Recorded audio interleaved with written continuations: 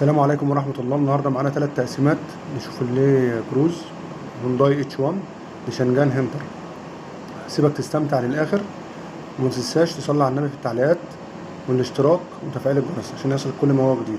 المحرك سير التقسيمة هو المسؤول عن توقيت الحركة ما بين الصمامات مع حركة البساتم داخل المحرك. يعني لو التوقيت ده اتغير حتى ولو بنسبة بسيطة جدا ممكن يحصل اهتزاز في المحرك، ضعف السحب والعزم، زيادة في استهلاك الوقود، وفي بعض الحالات الخطيرة ممكن يوصل لتلف في البساتم أو الصمامات ولو السير قطع فجأة.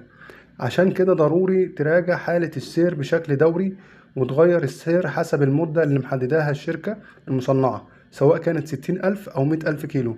كمان مهم جدا إنك تروح إلى فني شاطر عشان التقسيمة تتظبط صح بالعلامات، سواء كانت باستخدام عدة مخصصة أو لأ لو أنت هتغير السير بس. والسلام عليكم ورحمة الله وبركاته.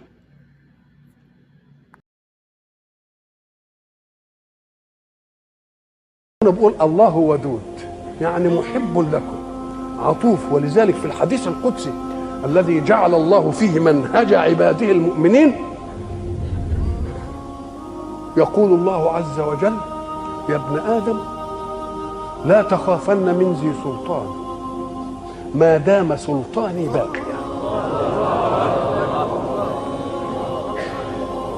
وسلطاني لا ينفد أبدا. يا ابن آدم لا تخشى من ضيق الرزق، وخزائني ملآنة وخزائني لا تنفد أبدا.